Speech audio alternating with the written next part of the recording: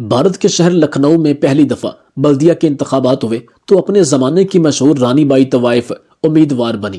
جب طوائف امیدوار بنی تو اس کے خلاف کوئی بھی شخص الیکشن لڑنے کو تیار نہیں تھا، چونکہ تمام سیاسی پارٹیوں کے سربراہ طوائف کے کوٹھے پر آیا کرتے تھے اور طوائف کے پاس تمام لوگوں کی ویڈیوز موجود تھی۔ ان حالات کو دیکھتے ہوئے اور اپنے علاقے کی صورتحال کو دیکھتے ہوئے ایک حکیم نے طوائف کے خلاف الیکشن لڑنے کا فیصلہ کیا۔ ہر کوئی یہی سمجھتا تھا کہ طوائف یہ الیکشن جیت جائے گی، لیکن امید کے برعکس حکیم صاحب الیکشن جیتنے میں کامیاب ہوئے۔ تمام لوگ حیران ہوئے اور حکیم صاحب سے الیکشن جیتنے کا راز پوچھا تو حکیم نے بتایا کہ میں نے اپنے دواخانے کے باہر نظامی صاحب اور خواجہ صاحب ایک دوسرے کے سب سے بڑے سیاسی حریف تھے۔ دونوں کافی عرصے سے ایک دوسرے کے خلاف الیکشن لڑ رہے تھے۔ کبھی خواجہ کی پارٹی فتح یاب ہوتی تو کبھی نظامی صاحب کی پارٹی کامیابی حاصل کرنے میں کامیاب ہو جاتی، مگر ان دونوں کے علاوہ کسی پارٹی میں اتنی ہمت نہیں تھی کہ وہ ان کے مقابلے میں آ سکے۔ دونوں پارٹیاں ایک دوسرے کو نیچا دکھانے کے لیے مختلف حربے استعمال کرتے تھے۔ ان دونوں کے کارکنوں کے درمیان ہر سال لڑائی جھگڑا جاری رہتا۔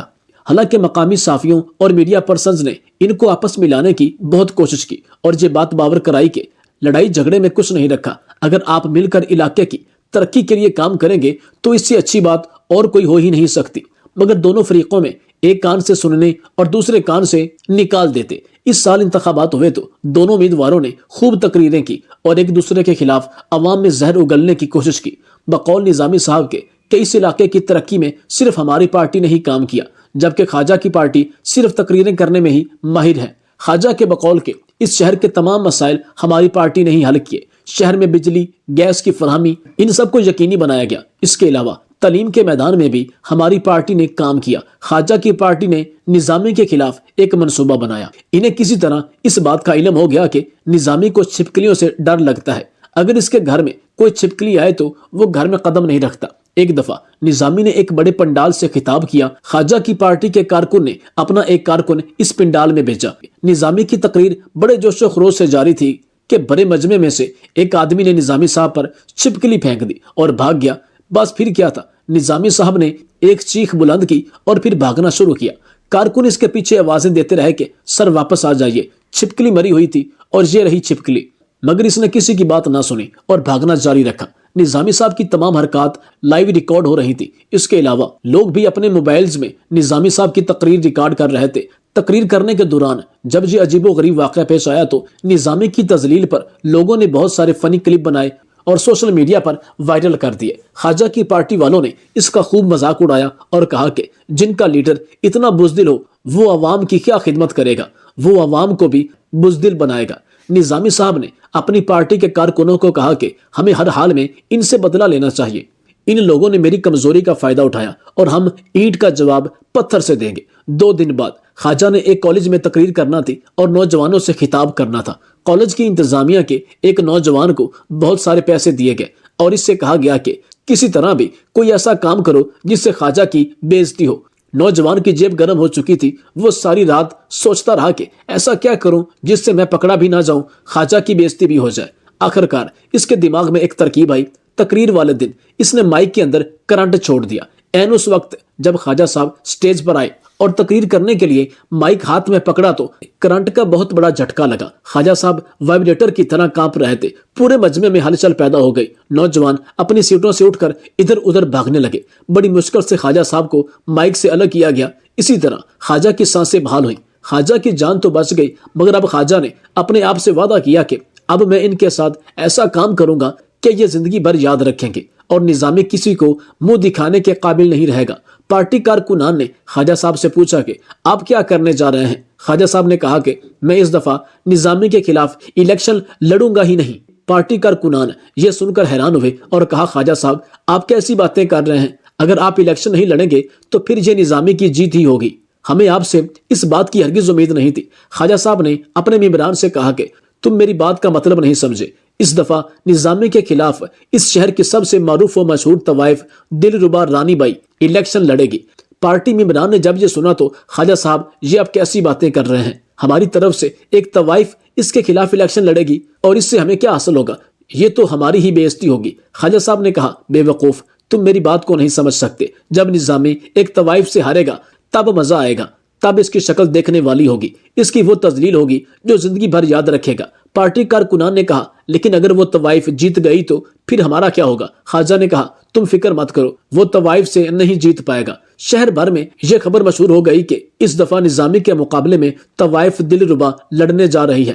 پورے شہر میں یہ خبر آگ کی طرح پھیل گئی۔ لوگ حیران تھے کہ ساتھ ساتھ ان میں تجسس بھی بڑھ گیا کہ اس دفعہ کیا ہونے جا رہا ہے، اور خواجہ نے آخر اتنا بڑا فیصلہ کیسے کر لیا۔ خواجہ صاحب کی طرف سے طوائف کو دعوت دی گئی اور اسے پارٹی کی طرف سے الیکشن لڑنے کو کہا گیا۔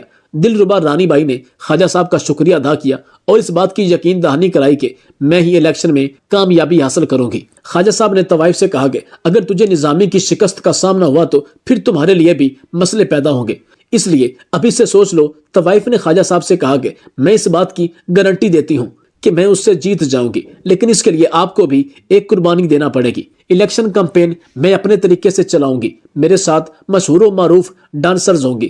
تقریر تو ہم کر نہیں سکتے، سٹیج پر ڈانس کر کے عوام کو اپنی طرف مائل کرنے کی کوشش کریں گے۔ ہم جس علاقے میں جائیں گے تو اس الیکشن کمپین کا سارا خرچ آپ پر ہی ہوگا۔ خواجہ صاحب نے طوائف سے کہا کہ اس لحاظ سے تمہیں فکر مند ہونے کی ضرورت نہیں، تمہارے اکاؤنٹ میں آج ہی اتنے پیسے بھیج دوں گا جتنی رقم تم چاہو، بس میں نظامی کی تجھ سے شکست دیکھنا چاہتا ہوں، یہی میرا خواب ہے۔ طوائف نے کہا خواجہ صاحب آپ فکر مند نہ ہوں، اب بس دیکھتے جائیں میں اس کے ساتھ کرتی کیا ہوں، میں آپ کے مخالفین کو سکھ کا سانس نہیں لینے دوں گی۔ ادھر جب نظامی کو پتا چلا کہ میرے خلاف ایک طوائف الیکشن پر کھڑی ہو رہی ہے تو اس نے کہا کہ مجھے کیا پڑی ہے اس طوائف کے خلاف الیکشن لڑنے کی، میں بھی الیکشن پر کسی دوسرے شخص کو کھڑا کروں گا۔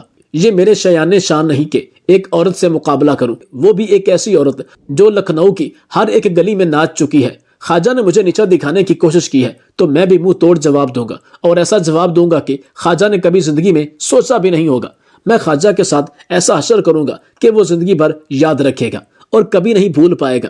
پارٹی کے رکنوں نے نظامی سے کہا کہ نظامی صاحب قدم پھونک پھونک کر رکھے، خواجہ نے ہمارے خلاف کمپین سٹارٹ کر دی ہے، آپ نے ایک طریقے سے ہرانا ہے، ایسے طریقے سے جو وہ سوچ بھی نہ سکے۔ اگر آپ الیکشن نہیں لڑنا چاہتے تو اپنی جگہ کس کو طوائف کے خلاف لڑانے کا ارادہ ہے؟ نظامی نے کہا میری جگہ ہمارے علاقے کا مشہور و معروف حکیم شمس الدین اس طوائف کے خلاف الیکشن لڑے گا۔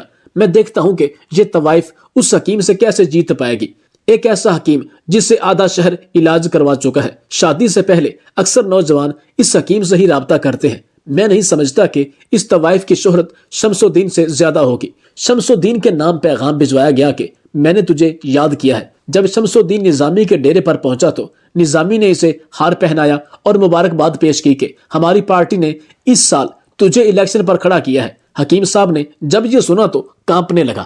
اس نے نظامی سے کہا کہ نظامی صاحب مہربانی کر کے میرے ساتھ ایسا ظلم مت کیجیے، میرا اس معاملے میں کوئی تجربہ نہیں، آپ مجھے کس آزمائش میں ڈال رہے ہیں؟ نظامی نے حکیم شمس الدین سے کہا کہ میاں سوچ سمجھ کر بات کرو، نظامی کو انکار کرنے کا مطلب یہ ہے کہ تمہارے تمام دواخانوں کو آگ لگا دوں گا، پھر نہ تم گھر کے رہو گے اور نہ ہی گھاٹ کے۔ نظامی تمہیں عزت دلانا چاہ رہا ہے، تمہارا نام روشن کرنا چاہ رہا ہے، اس لیے تجھے اپنی جگہ الیکشن لڑوا رہا ہے اور تم ہو کے شرمائے جا رہے ہو۔ میں نے تجھ سے زیادہ بیوقوف بزدل شخص دنیا میں نہیں دیکھا۔ ارے تجھ سے اچھی تو وہ رانی بائی دلربا ہے جو الیکشن لڑنے جا رہی ہے، وہ ایک عورت ہو کر بھی طوائف ہو کر اتنا بڑا قدم اٹھا رہی ہے اور تم خوف زدہ ہو رہے ہو۔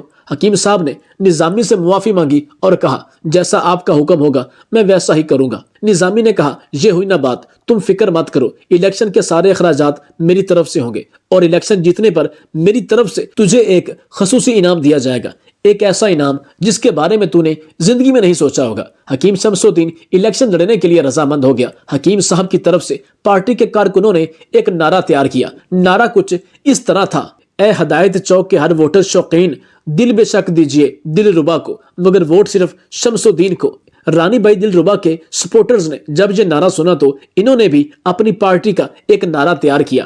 یہ نعرہ کچھ اس طرح تھا، ہدایت جو کہ ہر ووٹر شوقین کو، دلربا کو ووٹ دیجئے، نبض شمس الدین کو۔ حکیم کی یہ خوش قسمتی تھی کہ اس کا یہ نعرہ زیادہ مشہور ہوا اور اسی نعرے کی بدولت حکیم شمس الدین یہ الیکشن جیت گیا۔ پورے شہر میں حکیم کی کامیابی پر جشن منایا گیا۔ طوائف خود حکیم کے پاس اس کے گھر خصوصی مبارکباد دینے آئی۔ اس نے حکیم صاحب کو کہا کہ آپ کو بہت بہت مبارک ہو، میں نے الیکشن جیتنے کی بہت کوشش کی لیکن کامیابی نے آپ کے ہی قدم چومے، مگر مجھے اس ہار سے کوئی فرق نہیں پڑتا، لیکن آپ کی جیت سے ایک بات تو ثابت ہوئی کہ لکھنؤ میں مرد کم اور مریض زیادہ ہیں۔ یہی حال اس دفعہ پاکستان کے الیکشن میں ہے۔ میں نے اپنی زندگی میں اس طرح کا الیکشن پاکستان میں کبھی ہوتا ہوا نہیں دیکھا۔